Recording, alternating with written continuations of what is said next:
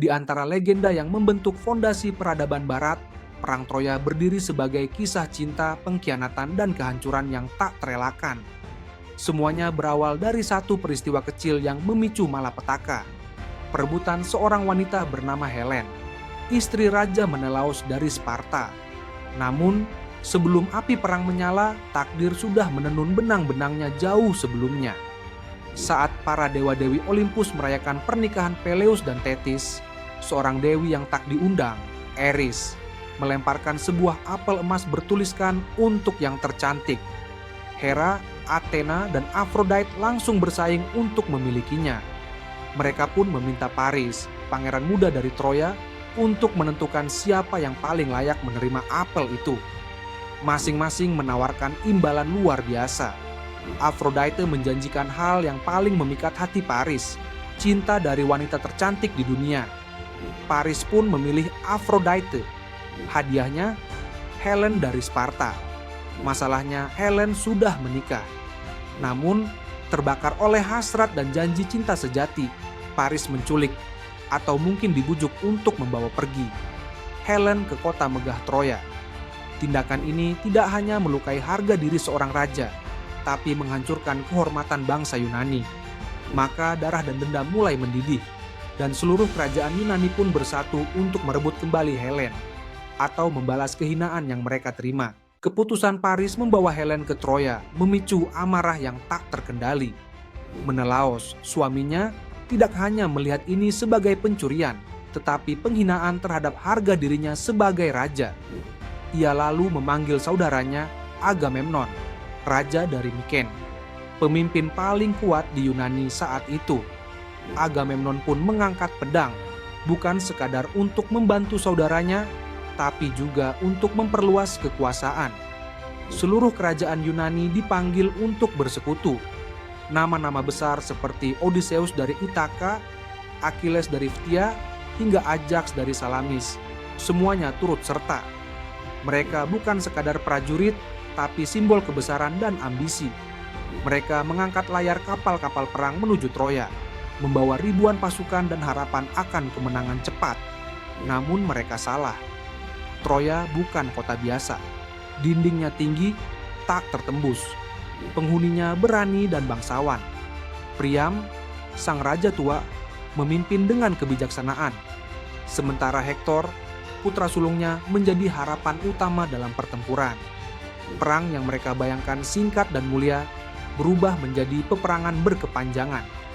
Hari berganti minggu, minggu berganti tahun. Tiap musim membawa hujan panah, raungan pedang, dan ratapan kehilangan. Dan di balik semua itu, satu sosok menjadi pusat segalanya, Achilles, sang pahlawan besar, separuh dewa, yang keberadaannya bisa menentukan arah perang. Namun bahkan ia pun tak luput dari luka hati yang membuatnya menarik diri dari pertempuran. Di medan perang, bukan hanya senjata yang menentukan nasib, tetapi juga ego dan harga diri. Achilles, pahlawan terbesar Yunani, semula bertempur dengan semangat membara. Namun ketika Agamemnon merampas Briseis, wanita yang dicintainya, Achilles merasa dihina. Bagi seorang pahlawan seperti dia, kehilangan kehormatan lebih buruk dari kehilangan nyawa. Ia pun menarik diri dari pertempuran, membawa serta kekuatan dahsyat yang semula membuat pasukan Yunani nyaris tak terkalahkan. Keputusan Achilles menjadi titik balik. Tanpa dia, pasukan Yunani goyah. Pasukan Troya mulai mendesak maju. Hektor, sang pangeran Troya, memimpin pasukannya dengan keberanian dan kehormatan yang membuat musuh pun segan. Dalam satu pertempuran penting, Hektor berhasil membunuh Patroclus, sahabat dan saudara angkat Achilles yang nekat turun ke medan perang mengenakan baju zirahnya. Dunia seakan berhenti ketika tubuh Patroclus terbaring tak bernyawa. Achilles yang mengetahui kabar itu meledak dalam kesedihan dan amarah. Kesedihannya tak bisa diungkap dengan air mata, hanya bisa dibalas dengan darah. Ia kembali ke medan perang, bukan untuk Yunani, tapi untuk membalas kematian Patroclus. Saat ia bertarung, tidak ada yang bisa menghentikannya, dan akhirnya ia berhadapan langsung dengan Hektor. Pertarungan dua pahlawan itu menjadi momen yang tak terlupakan. Hektor gugur, dan tubuhnya diseret di belakang kereta Achilles sebagai pelampiasan dendam. Namun perang Troya bukan hanya kisah manusia. Para dewa ikut campur, memilih pihak, dan bahkan saling bertarung dalam wujud manusia. Zeus, Apollo, Athena, dan Aphrodite semua turun tangan, mencampuri jalannya perang demi kepentingan dan ego mereka sendiri.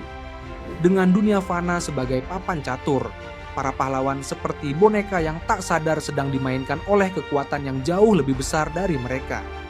Achilles pun akhirnya gugur, bukan dalam duel heroik, tetapi karena panah beracun yang diarahkan ke tumitnya, satu-satunya titik lemahnya, oleh Paris, dibantu oleh dewa Apollo. Dunia kehilangan pahlawan terbesarnya, namun kematiannya tidak menghentikan perang. Yunani tetap mengepung Troya, dan Troya tetap bertahan. Tahun demi tahun berlalu, darah terus mengalir, tetapi tembok Troya tidak runtuh. Disinilah muncul kecerdikan Odysseus. Ia menyusun rencana yang akan mengakhiri segalanya, bukan dengan kekuatan, tapi tipu daya. Sebuah patung kuda raksasa dari kayu dibangun dan ditinggalkan di luar gerbang Troya, seolah menjadi hadiah perdamaian. Seluruh armada Yunani pura-pura mundur, menyisakan persembahan itu di depan gerbang musuh. Penduduk Troya bersorak, percaya bahwa perang telah berakhir. Malam itu, kota Troya dipenuhi perayaan. Mereka membawa kuda kayu raksasa itu masuk ke dalam tembok kota. Pendeta yang menolak dan mencurigai hadiah itu dianggap pengacau dan dibungkam. Saat malam semakin larut dan warga Troya tertidur dalam damai yang menipu, mulailah neraka yang sebenarnya. Dari dalam kuda, puluhan prajurit Yunani merangkak keluar diam-diam. Mereka membuka gerbang kota dan memberi sinyal. Seluruh armada Yunani yang tadinya bersembunyi di balik pulau-pulau kecil kini kembali menyelinap ke kota yang tertidur. Tanpa ampun, pasukan Yunani membantai, membakar, dan menghancurkan Troya. Kota megah yang telah bertahan selama bertahun-tahun jatuh dalam semalam. Raja Priam dibunuh di altar kuil. Putra-putra bangsawan Troya dibantai. Wanita dan anak-anak dijadikan tawanan. Helen ditemukan dan dibawa kembali ke Sparta meski reputasinya tak pernah lagi bersih. Perang yang dimulai oleh cinta kini berakhir dalam genangan darah dan abu. Tidak ada pemenang sejati, hanya penderitaan yang tertinggal. Perang Troya bukan hanya tentang cinta dan kehormatan. Ia adalah cermin bagi manusia, tentang bagaimana hasrat bisa mengubah sejarah, bagaimana dendam bisa menghancurkan peradaban, dan bagaimana dewa-dewi pun bisa jatuh dalam permainan ego mereka. Troya hancur, tapi kisahnya abadi. Ia hidup dalam puisi, drama, dan mimpi buruk bangsa-bangsa. Achilles, Hector, Paris, Helen, mereka semua menjadi simbol tentang keberanian, tentang kesetiaan, dan juga tentang kesalahan yang membawa bencana. Banyak yang menganggap ini hanya mitos. Namun bahkan dalam kisah yang melegenda pun ada pelajaran yang tak pernah pudar, bahwa satu keputusan bisa mengubah nasib ribuan jiwa. Hari ini, reruntuhan Troya masih ditemukan di Turki modern. Sebagian percaya itu adalah kisah nyata yang dibumbui oleh mitos. Tapi lebih dari itu, kisah ini tetap hidup karena ia menyentuh emosi paling dalam manusia, cinta, kehilangan, dan kehancuran. Dan jika kisah ini menyentuh hatimu, jangan biarkan kisah seperti ini hilang begitu saja. Dukung terus channel Biografi Kilat, agar warisan seperti Perang Troya terus diceritakan kepada generasi yang akan datang.